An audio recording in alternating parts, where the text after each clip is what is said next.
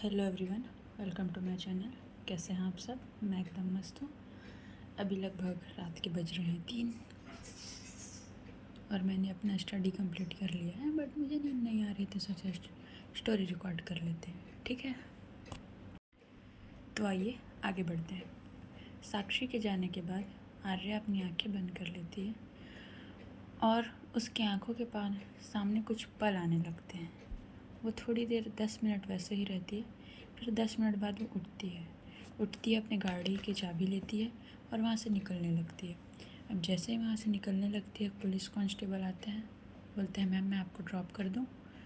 तो आर्या बड़े पोलाइटली जवाब देती है, जी नहीं, आप यहाँ रुकिए, अगर कोई भी केस है तो मुझे तुरंत इन्फॉर्मेशन दीजिएगा या इन्फॉर्म कीजिएगा, ठीक है।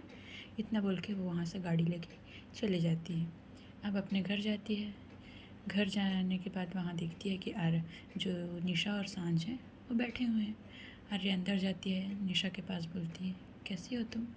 तो निशा उसको हक करती है एकदम डिसेंट वे में और बोलती है मैं अच्छी हूँ, आप कैसे हो? आर्या भी उसको बोलती है मैं भी एकदम मस्त हूँ, तुम कैसे? हमारे भाभी कब बन रहे हो भाई? कब हमारे भाभी बनने का प्लान है? इतना उसको बोलती है। तो निशा स्माइल करते हुए बोलती है देखिए क्या होता है आगे। सांझ फिर उससे पूछती है तो ठीक है ना? तो आर्या अपना कपड़ा देखती है, अपना यूनिफॉर्म ऊपर से नीचे। मैं तो ठीक है, क्या हुआ? तो जो सांझ वो बोलती है यूनिफॉर्म को देखने नहीं बोल रही, तुम्हारी आंखें कुछ हो रही बोल रही हैं। तो आर्या बोलती है छोड़ो ना सब बारे में बात करके, तुम दोनों खुश हो ना? तो सांझ जो है निशा की तरफ इशारा करती है। तो निशा बोलती है बहुत। तो बोलती है ठीक है, तुम लोग डिनर करके सो जाना, मुझे थोड़ा कुछ केस के सिलसिले में काम करना है, इसलिए मैं डिनर नहीं कर पाऊँगी, प्लीज़ तुम लोग सो जाओ। इतना बोल के अपने कमरे में चले जाती है। अब यहाँ दूसरी तरफ साक्षी वो जाती है अपने घर। अपने घर में जाने के बाद अपने बालकनी में खड़ी थी, अपने वॉलेट से 2 पासपोर्ट साइज़ का फ़ोटो निकालती है, जिसमें एक हमारी आर्या का फ़ोटो था और एक और उसके किसी लड़के का फ़ोटो था। अब उसको देख रही थी। वो देखते हुए वो कुछ पल याद करती है, उसकी आंखों से आंसू बहने लगते हैं। फिर हमारी जो साक्षी है वो बोलती है आर्या की वजह से मैंने अपना सब कुछ खो दिया, बट फिर भी मैं चाह के तुमसे नफ़रत नहीं कर पा रही हूँ, क्यों? इतना बोल के वो सोच ही रही थी। फिर उसके बाद देखते ही देखते वो अपने कमरे में जाती है और जाके लेट जाती है अपने बिस्तर पे। आर्या को अपने कमरे में गए काफ़ी समय हो गया था, बट उसे नींद नहीं आ रही थी। लगभग रात के 3:30 के आसपास हो गया था। वो अपने रूम में टहल रही थी, स्मोक करती है, स्मोक करने के बाद थोड़ी सी वाइन पीती है, फिर वो अपने घर से बाहर निकलती है। अपने घर से बाहर निकलने के बाद अपनी गाड़ी की चाबी लेती है और निकल जाती है साक्षी के घर के पास। साक्षी के घर के पास गाड़ी रोकती है और उसका जो कमरा था वो विंडो तरफ था। तो विंडो तरफ एक टक देखे जा रही थी। उसके सामने कुछ पल आ रहे थे, जैसे कि आज से कुछ साल पहले जब वो लोग फर्स्ट टाइम मिले थे। फिर उससे मिलने के बाद उन लोग की दोस्ती बढ़ी, फिर वो दोनों कैसे एक साथ घूमते थे, फिरते थे।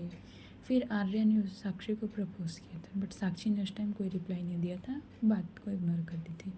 बट आर्या को यह कन्फर्म था कि उसके दिल में कहीं ना कहीं कुछ है। इतना ही वो सोची थी। फिर वो मोमेंट याद आता है जिस दिन साक्षी कन्फेस करने के लिए शायद तक आ रही थी, क्योंकि आर्या को लग रहा था कि साक्षी आज कन्फेस करेगी। फिर आर्या के लाइफ का सबसे बुरा दिन बोलिए या कुछ भी बोलिए, उस दिन उसने अपना सब कुछ खो दिया। अपना सब कुछ बोलने से साक्षी को खो दिया, साक्षी के साथ साथ कुछ लोगों का भरोसा खो दिया और बहुत सारी चीज़ें। इतना ही सोचती है।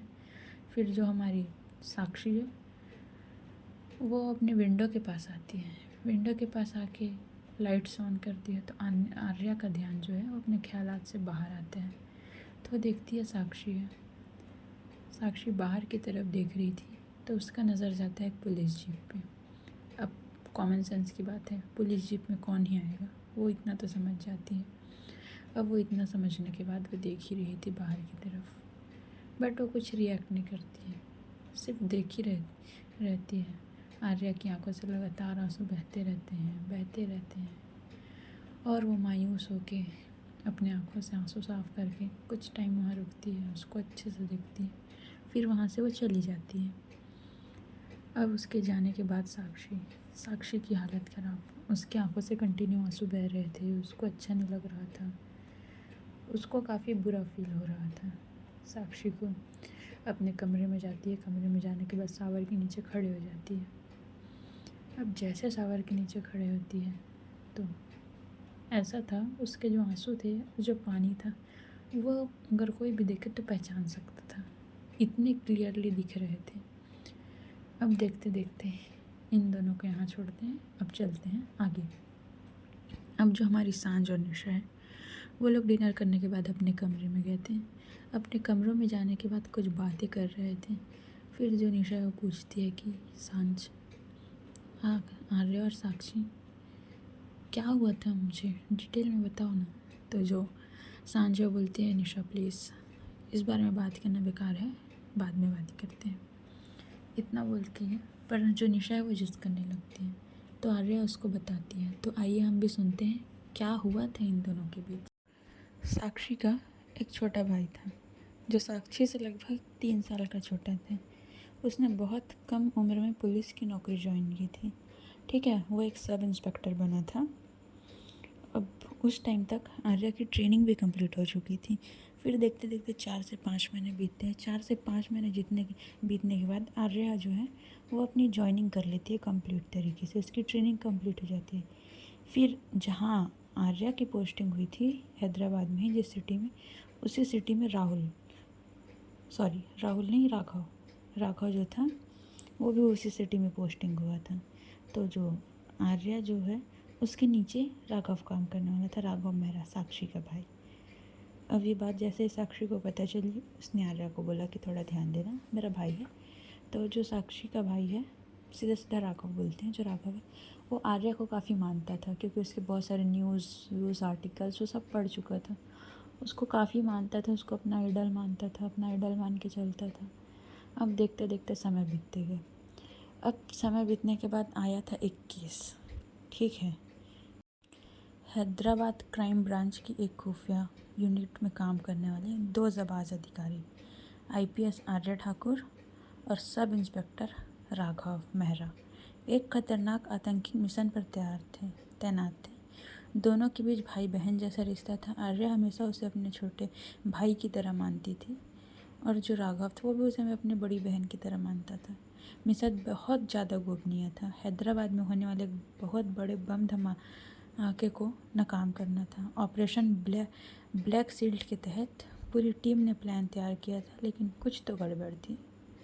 कोई था जो शायद अंदर की खबर को लीक कर रहा था। मिशन की रात सब कुछ योजना के मुताबिक चल रही थी, लेकिन तभी अचानक से एक बहुत बड़ा सा विस्फोट हुआ। सब कुछ तहस नहस हो गया। आर्य और राघव अलग अलग दिशा में गिर गए। जब मदद पहुंची तब तक राघव बुरी तरीके से घायल हो चुका था। उसने उसी रात दम तोड़ दिया था।